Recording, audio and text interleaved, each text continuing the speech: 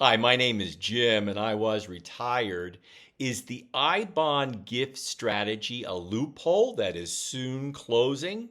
There was a glitch that prevented people from making gifts if they've already purchased their $10,000 in I bonds.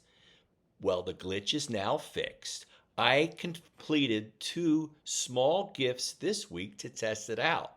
So I believe unless the regulations change, the I bond gift strategy still works. There is only one more week to capture the historic rate of 9.62% on a no risk Treasury I bond. If you buy before the end of business on October 28, you'll capture 6 months of interest of 9.62%, followed by an expected 6 months of 6.48%. That will give you a full 12 months of about 8.2% return. The I stands for inflation, and this is a Treasury savings bond that includes a fixed rate that stays the same for the 30-year length of the bond and an inflation rate that adjusts every 6 months based on readings of inflation as measured by the Consumer Price Index for urban workers. Since November 2021, the composite rates have been among the highest in the I bond history since it was first introduced in 1998. The current rate from May 22 through the end of October includes a zero fixed rate and an inflation factor of 4.81% for an initial composite rate of 9.62%, the best rate ever.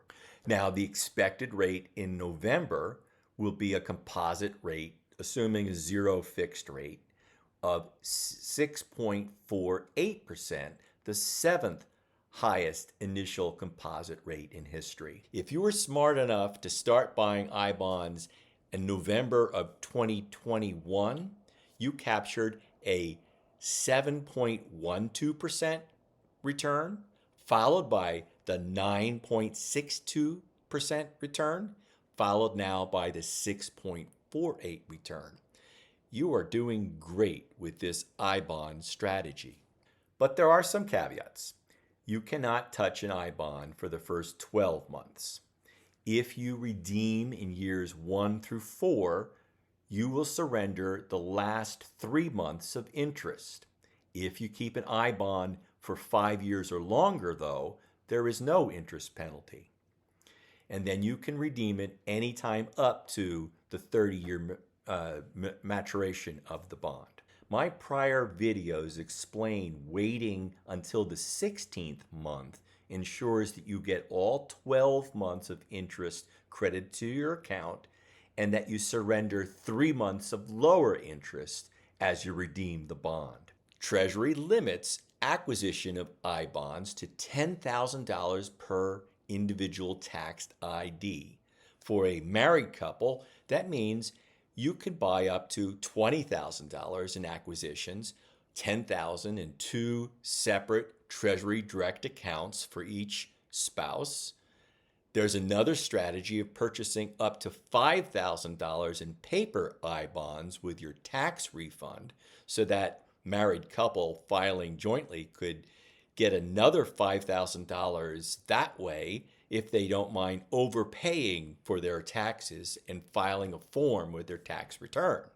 Others who have trusts or businesses can create a separate Treasury Direct account to purchase another $10,000 in I bonds.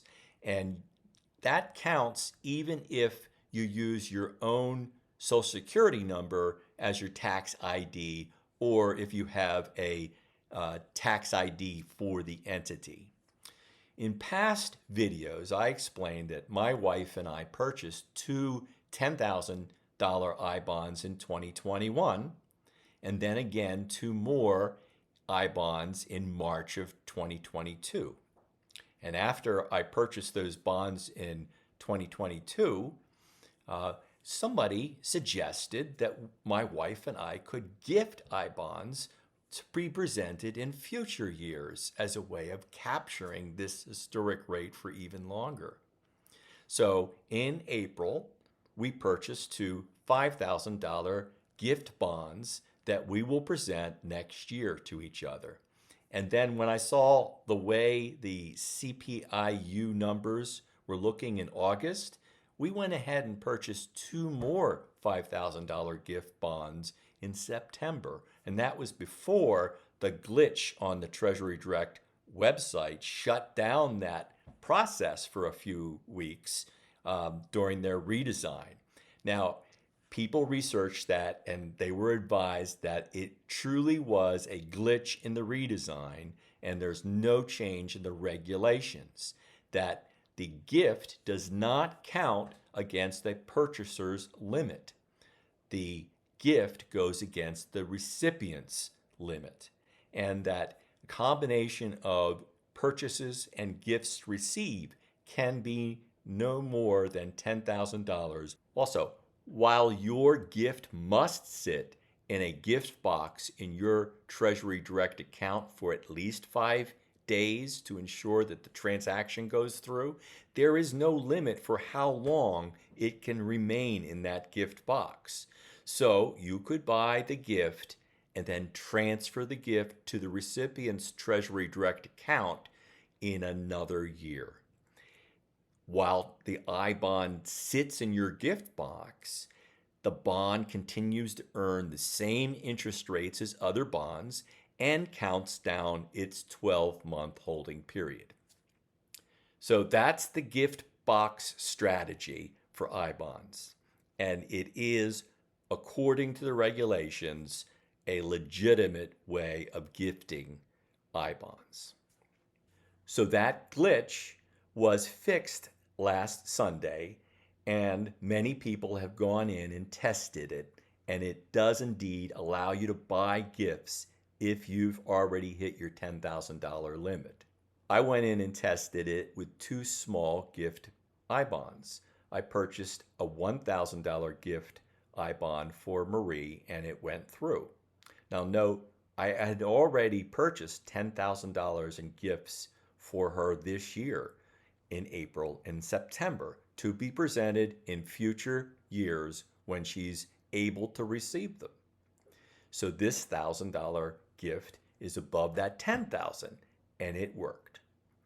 I also purchased another $1,000 gift I bond for my son, who has a Treasury Direct account, so I know he'll be able to receive it when I present it to him in the future. Now, a lot of people were concerned about these warning screens that pop up. It's clearly a warning not to present more than $10,000 annually to an individual. And if you do, the excess will be returned.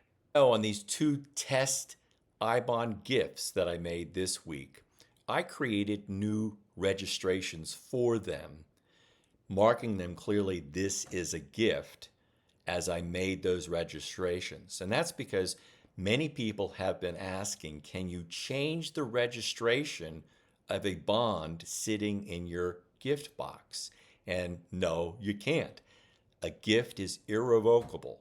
And as soon as you make it, it then is owned by the person you named. And so the two other I bonds that are sitting in the gift box for Marie are in her name alone. And she will be able to add a beneficiary once she receives them.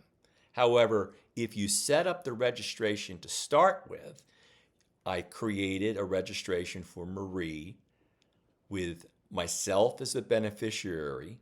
And so it's Marie POD Jim as the gift registration, and bought the $1,000 I bond gift.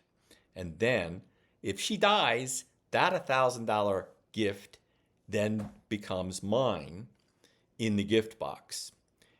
The other one I created was for my son, and I named him as the primary owner with Marie as the beneficiary. And again, clearly marked the registration as this is a gift. then you select those registrations as you make the gift.